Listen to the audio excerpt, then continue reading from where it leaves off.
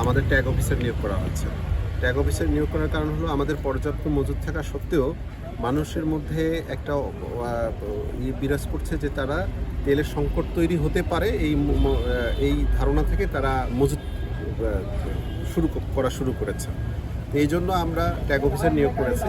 Tag officer নিয়োগ করা, tag অফিসারের কাজ কি? ট্যাগ অফিসারের কর্মপরিধি তারা প্রতিদিন আমরা যে সমস্ত ফিলিং স্টেশনে বরাদ্দ করা হচ্ছে, এই বরাদ্দকৃত যে জ্বালানি, সেটা জ্বালানি এখানে যে নামানো হচ্ছে, সেই নামানোর সময় তারা পর্যবেক্ষণ করছে যে সঠিক জ্বালানিটা তারা উত্তোলন করলো কিনা এবং এখানে তাদের রিজার্ভারে সেটা রাখছে কিনা, এবং পরবর্তীতে সেটা বিভিন্ন যে আমাদের যানবাহন আছে, যে যানবাহনের মধ্যে বিতরণ করা হচ্ছে কিনা। আমরা যদি মনে করি যে এই বিষয়টাকে যদি খুব ভালোভাবে মনিটর করা হয়, যেটা আমরা করছি, তাহলে আমাদের কোনো অভিযোগ থাকবে না। এবং আমরা দেখতে পাচ্ছেন যে বগুড়া জেলায় সে ধরনের কোনো অভিযোগ আমাদের কাছে নেই।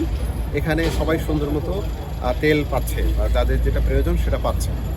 এর পরবর্তীতে আমাদের আরেকটা যে আমাদের নিয়মিত দুইটা মোবাইল কোর্ট এবং মনিটরিং টিম, সেটা তারা বেরোচ্ছে। আমরা একটা সাথে এখন জেলা প্রশাসক স্যারের নির্দেশনায় আমি অতিরিক্ত জেলা প্রশাসক সার্বিক এসেছি। এরপরে আমরা চলে যাওয়ার পরে আর পরবর্তীতে আরেকটা টিম বেরোবে, সার্বক্ষণিক মনিটরিংয়ের মধ্যে আছে। একটা অভিযোগ আমাদের কাছে বরাবরই আসতেছে যে আমাদের যারা মোটরসাইকেল বা মোটর বাইক যারা চালান, তারা নিয়ম পরিপালন করেই তেল নিচ্ছেন, কিন্তু তারা এই তেলটা নিয়ে যেয়ে আবার এটা মজুত করে আবার পরবর্তীতে আবার আসতেছেন।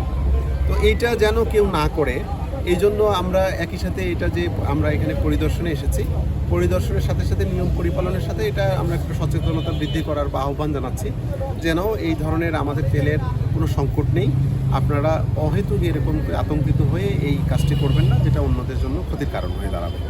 আর আমরা আপনারা জানছেন যে সবাই আসছে, মানুষ তেল নিচ্ছে বগুড়া জেলায়, এবং আমরা মিডিয়ায় যারা এখানে উপস্থিত আছেন, আমাদের সংবাদকর্মী যারা, সবাই এই সচেতনতা তৈরিতে সহযোগিতা করবেন। অনেক বড় বড় ফিলিং স্টেশন তেল দিচ্ছে না, সেগুলো তেল দিচ্ছে না বলতে যারা এটার যে সমস্ত যাদের ফেব্রুয়ারিতে বরাদ্দ ইস্যু করা হচ্ছে, আমরা যেমন আজকে মনিটরিংয়ে বেরিয়েছি, কালকে যাদেরকে বরাদ্দ ইস্যু করা হচ্ছে তারা নিয়মিত তেল দিচ্ছে কিনা এবং এই তেলটা মজুদটা কীরকম আছে এটা চেক করছে। যাদের তেল শেষ হয়ে গেছে বা তারা এখন আপনারা দেখছেন যে দীর্ঘ লাইন থাকার কারণে, মানুষের মধ্যে এটা থাকার কারণে একটু ভিড় করছে বেশি, এই জন্য শেষ হয়ে যাচ্ছে। পরবর্তীতে বরাদ্দ আসার পর তারা যদি তেল না দেয়, তাহলে এটা যদি এরকম কোনো ঘটনা আপনাদের জানিয়ে হয়ে থাকে, তাহলে আমাদেরকে জানাবেন, আমরা সেটা ছিল। জেলা প্রশাসনের পক্ষ থেকে নির্দেশনা দেওয়া হয়েছে ড্রাইভিং লাইসেন্স, হেলমেট সব দেওয়া আছে, কিন্তু এটা শহরের মধ্যে যদি কিছু থাকে, যে দেখা যায় অনেকে পরিচিত, পাশেই তার দোকান, তো সেই দোকান থেকে সে একেবারেই কাজ করা অবস্থায় মানে ঘামে যুক্ত, ময়লা কাপড়ে যুক্ত হোন্ডাটা টেনে নিয়ে এসে তেল নিচ্ছে। সেই ক্ষেত্রে এইরকম ক্ষেত্রগুলো ওনারা বলতেছে আমাদেরকে।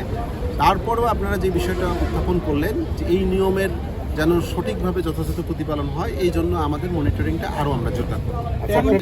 কোনো নির্দেশনা নেই, বিশেষ করে যারা ফিলিং স্টেশন ছাড়া কেউ তেল বিক্রি করতে পারবে না। আর এই ধরনের ঘটনা যদি কোনো স্পেসিফিক ফিলিং স্টেশনের বিরুদ্ধে আপনারা হয়ে থাকে, তাহলে আমাদেরকে করবেন, আমরা এটা তাদের বিরুদ্ধে যথাযথ ব্যবস্থা নিব। ও আমরা সার্বক্ষণিক আমাদের ট্যাগ অফিসার থেকে শুরু করে আমাদের মোবাইল টিম এবং আমাদের বিএসটিআই, অন্যান্য সংগঠন, সবার আমরা একটা সতর্ক অবস্থানে আছি, মনিটরিংয়ের মধ্যে আছি।